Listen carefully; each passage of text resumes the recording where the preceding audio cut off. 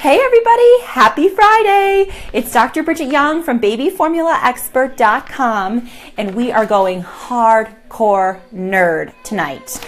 So we are going to be talking about goat's milk versus cow's milk protein, sort of in the context of course, formula. Now, on my website this week, we published an article about everything you need to know about goat milk protein. This video is just going to complement that, and I'll be real honest. I brought an expert, Dr. Ashley Weber, on to help me write an article about goat milk protein because I did not know that much about it. That's because goat milk formula is really new in the U.S. Cabrita is the company that has the first goat milk formula, and it's a toddler formula that's on the market in the U.S. So I consider myself pretty up to date on all the different ingredients, etc. But goat's milk protein is brand new. So I had Dr. Weber help me write the article for the site.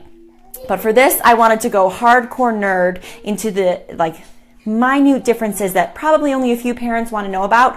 Also, I wanted to do a little bit of research myself so that I could talk about it with some degree of credibility. Since I think this is going to be a thing now. It's only a matter of time before we see a goat's milk infant formula in the U.S., so I really wanted to know the details for myself. So we have some extensive notes, and I'm going to be referencing them. So let's get started. All right. First, to give you a little bit of background, I'm really only going to be talking about goat's milk protein today in the context of formula. And this is because whenever you have formula, cow's milk, goat's milk based, anything, the fat is always vegetable based, and we add all the vitamins and minerals back into the formula to make sure it's enough for a human baby as opposed to a goat or a cow baby. So those are pretty comparable between goat versus cow milk formula. The difference is really, in general, all in the protein. So that's what I want to talk about today. I'm going to start by giving you a pro tip. If you are an information junkie mom and you want to research this for yourself and you want to find legit sources and not just blogs that make unsubstantiated claims, instead of searching goat milk formula or protein or anything like that, use the scientific term for cow and goat. Cow is bovine, so cow's milk, bovine milk, and goat milk, caprine milk, caprine. That's going to give you scientific references as opposed to sort of everyday, it's called lay wording. So that's how I started doing my research, because again, there's a lot of opinions about there. Some are great, some are really tainted. So I'm going to try to give you the science. If you're an information junkie parent, you're going to love this. If not, I invite you to tune out because it's going to be a lot. So let's dive in. Again, I wanted to do this for myself because as a researcher, I hate crap unsubstantiated claims. So in formula, here's one here all the time. We provide sensitive proteins for tiny tummies. What the F does that mean? That doesn't mean anything. That could be anything. I'm in the market for a anti-wrinkle cream. I'm only 26. I'm not 26. Anyway, but you hear all the scenes like, our lotion has power proteins for your skin. There's no such thing as a power protein. Anyway, I want some real information so I can make a legitimate decision. Especially when it comes to my baby. Don't tell me sensitive proteins. That's not a thing.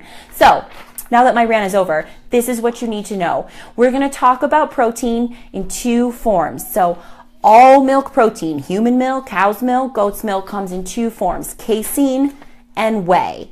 This is all over my website. So the difference is basically casein proteins precipitate or fall out of a solution at a low pH, and whey proteins stay mixed into the liquid. This means that there's actually a lot of different structures of protein that are both casein and whey. We just group them under those categories. So let's talk casein first, because this is where the claims that goat's milk protein is more easily digested, most of that comes from the casein component. So this is it. I'm going to give you some real nerd statements for those of you that have taken an organic chemistry class. Then I'm going to try to step over to this side of the screen and translate it for the more socially adept people. Okay, casein proteins in general, all casein proteins in cow or goat's milk, they have at least one ester-bound phosphate group. This leads to an uneven charge distribution on the protein structure itself. This means there are hydrophobic and hydrophilic regions of a casein protein. Translation, casein proteins are not soluble, meaning almost like an oil, if you put it in water just by itself, it wouldn't just disappear into the solution. So this means, but you notice that, milk doesn't have chunks floating around in it. So casein is in milk, including in formula, in what is called a micelle. And this is, I nerd out on this stuff so hard. A micelle is a spherical structure. These are microstructures, invisible to the eye, very small, a spherical structure. So it's a ton of casein proteins together, and we have the soluble, or the parts of the protein that, like water on the outside, and then on the inside, all the parts that don't like water. So it's actually this solid structure floating around inside milk. This is exactly, you can think about it, how cholesterol is transported in the body. You hear like HDL, LDL, VLDL, all those cholesterols you get measured at your doctor, float around in your bloodstream the same way. Your blood is very liquid, and you think about it, fat floats around in your bloodstream just like this. We've got this outer surface of a sphere that meshes well with water, and all the stuff, the fat that doesn't mesh well with water, is in the inside. Well, in a casein micelle, it's not fat in the inside, it's the parts of the protein that don't mesh well with water. So when a baby is drinking formula, they get the whey proteins are just free floating in the liquid. That's what makes them whey, basically. That's what makes the definition. And the casein proteins are inside these little balls called micelles. Micelles, nerd phrase, prepare yourself, are granules that are maintained in a colloidal solution. Translation, they're tiny, and so small that they're invisible, solid spheres that are actually floating around in the solution. You can kind of imagine this almost like carbonated water. There's invisible bubbles in there because you can taste them, but you don't actually see them. That's kind of how casein micelles are. This is where the difference between goat and cow's milk formula occurs. Micelles from goat's protein are larger than micelles from cow's milk protein. And, like we already said, the types of casein proteins that are inside the goat's milk micelle are different than the type of protein that is inside the goat's milk or the cow's milk micelle. And this is how it matters when it comes to your baby digesting them. So baby drinks formula, there's all these tiny spheres of casein proteins that come in. Somehow the baby's got to digest these and be able to absorb the nutrients, which are the amino acids that are inside the micelle and inside the proteins. Well, this is a lot. A micelle is digested in the stomach two ways. One, from the acid in the stomach, and I mentioned that first thing. What makes a casein protein is that it precipitates or breaks up, falls out of solution in an acid. Also, there's enzymes in the stomach of a baby that are made to break up micelles. It's like someone designed it that way. And what happens when they break up, because remember that inside doesn't mesh well with water, is it falls out of solution, and that's what a curd is. Like a curd eating her curds in whey, or when your baby spits up and it's been like 20 minutes after they've eaten and there's chunks in it, that's it. Your baby's enzymes are working well. It has broken apart the micelle. All those little pieces fell out of the liquid inside the tummy, and that's the squishable tiny curds / chunks you see in your baby's spit up.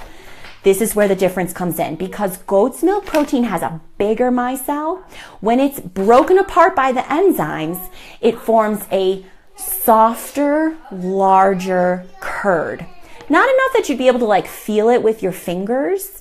But the difference is, if a baby's not spitting up, ideally, that curd should naturally form in the stomach, and then it moves into the intestines. And if it's soft and big, all the other digestive enzymes in the intestines can more easily break it apart even further into those amino acids that then get absorbed into their bloodstream, and that's what they use to grow.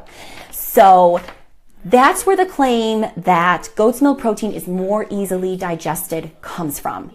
For those of you that have made it with me this far, I'm so proud of you. So what I want you to get out of this is how goat's milk protein is more easily digested. Because if you just have that vague claim floating around in your head, people, goat's milk is not a magical solution. It's fantastic for certain children. It's not going to solve everyone's problem. So knowing how it differs from cow's milk protein is going to help you decide whether or not it's a good choice for you to try with your baby. So that is the take-home punchlines of how it's different.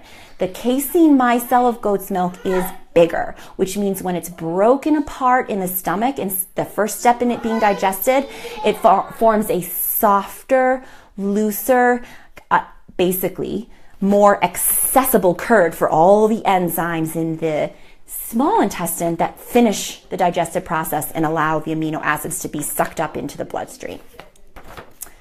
You with me? Making sure I didn't miss anything. Okay, the second thing I'm going to talk about is the whey proteins. Another claim you're going to see all over the internet is that goat's milk protein is hypoallergenic or less allergenic. And most of this comes from research that's been done on the whey part of the protein. Goat's milk whey, remember whey are all the proteins that float around in the milk that aren't bound up into these spheres called micelles. Goat's milk whey and cow's milk whey are actually really different. Cow's milk whey, again, whey is a general term for lots of different proteins. The primary protein in cow's milk whey is alpha-lactalbumin. You don't need to remember that, but you may see it on some particularly detailed blogs. Alpha-lactalbumin. The reason this protein gets a lot of sort of press is that it's allergenic in the sense that some babies who develop a cow's milk allergy, this is the protein that they're allergic to, alpha-lactalbumin. Now, listen to me carefully. Goat's milk also has alpha-lactalbumin in it. However, much less, and the molecular structure is a little bit different. This is going to make a big difference for some babies and not for other babies. The other thing is goat's milk protein, so alpha-lactalbumin, ton of that in cow's milk. Goat's milk, the primary whey protein is beta-lactoglobulin. Again, lots of syllables. You don't need to remember it. The only difference is, there's zero beta-lactoglobulin in breast milk. So it's something that breastfed babies never get exposed to. 2, some people can develop an allergy to beta-lactoglobulin as well, just probably less people than would develop an allergy to alpha-lactalbumin, the primary protein in cow's milk. So this is how all of that, okay, if you understood all that, you're awesome, and you've probably taken some very advanced classes. This is how the translation works for the everyday person whose baby is suffering from some kind of cow's milk allergy or intolerance. When your baby is diagnosed with a quote unquote cow's milk allergy, we do not know what part of the protein your baby's reacting to. It would be awesome if we did, because then we could make much better recommendations besides you need a fully hypoallergenic, horrible smelling formula. But unfortunately, that's where we are with modern medicine today. This means, 1, if your baby has been diagnosed with a true, immune-mediated cow's milk allergy protein, goat's milk is probably not a solution. Your doctor will not recommend a goat's milk protein formula as a solution because so many of the proteins are uncommon. And here's the other thing. Even if you got 2 babies, both are allergic to alpha-lactalbumin. Alpha-lactalbumin, the primary protein in cow's milk.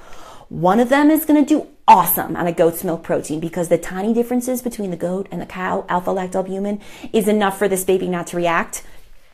But it's not enough for baby 2 not to react. That's how crazy allergies can be. And so it's always just best to be safe. And that's why you'll never have an official medical opinion of, well, you have a cow's milk allergy, so try a goat's milk. But that is why some children who do have severe reactions to cow's milk-based formula have complete alleviation of their symptoms on a goat's milk formula. It's because whatever they were reacting to in the cow's milk is not present in the goat's milk, either because it's not present at a high enough dose to cause a reaction, or the small molecular differences between the two proteins, the species differences, is enough that that immune reaction is not initiated. God bless you, those of you who are still with me. This is so intense. So I hope that helps clarify two things. Why, if you've got an allergy, your kiddo is not going to be recommended on a goat's milk protein and probably will still react. Or two, why you see these claims of, we have this horrible eczema, a million things, any allergic mediated reaction, and goat's milk cured it. It's possible. It could work for you, and that's why it worked for them, but it's also, we won't know because, again, when you have an allergy, we don't know exactly which individual molecular component of a single protein is causing that reaction. So, to sum up, how do we wrap all of this knowledge into something that's usable for you today with the formulas that are available? First, the only goat's milk formula that's on the market in the US is Cabrita, to my knowledge at the moment. And theirs is a toddler formula, so for babies 12 months and up. So if your kiddo is 3 months old, you know what? It's not for you. So stop worrying about it.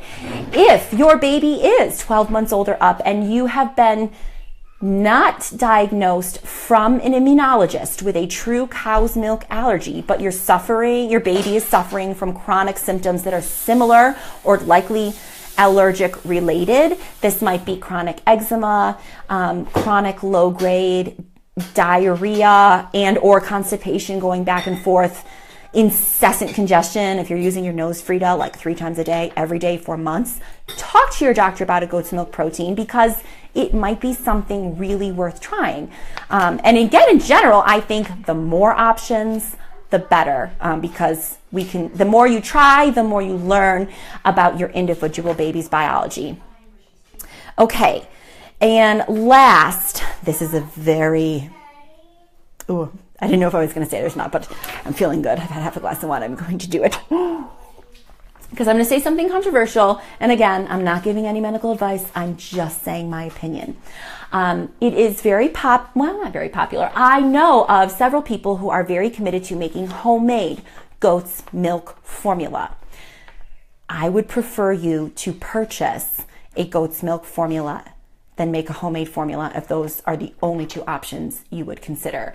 Because at least a commercial formula meets certain standards, has certain safety standards. Again, toddler formulas, the standards are different than infant formula. However, I'm usually pretty uncomfortable with homemade formula to begin with. I got a whole happy hour on that. It's not that I don't trust you and how you're making it. It's that I don't trust necessarily all the different people who made all the ingredients that go into it. So I will leave it that there. Okay. Oh, and just in general, like I said, love having the options. There's a lot of families that are, for ethical or other reasons, not comfortable with a dairy product in their home, and are comfortable with a goat's milk-based product, and that this is fantastic for them. So again, I'm just happy to have more options out there because it meets more individual families' wishes, and again, helps us be able to really narrow down some details about your individual baby's biology. If you've got a girlfriend, a parent, you got a baby who is considering a goat's milk formula or just wants to know more and is really frustrated by just reading blogs that say goat's milk is healthier with no scientific basis to back that up, please share this video with them. They may have to watch it 15 or 20 times, and hopefully I have explained everything well enough that you can understand it. I went real hardcore food science and organic chemistry nerd on you here, so if you didn't get it, don't worry about it. I actually barely passed organic chemistry. It's hard as F. Anyway, on that note, it's Friday. I'm gonna go hang out with my babies and like I said, I think this is the beginning of many more goat's milk formulas appearing in the U.S. and that we're going to start see them rolling out soon, which is exciting to me. The more options, the better. I will keep you updated. And again, I hope this helps, and God bless you for staying all the way to the end and absorbing all of this. Have a great weekend, you guys. Bye.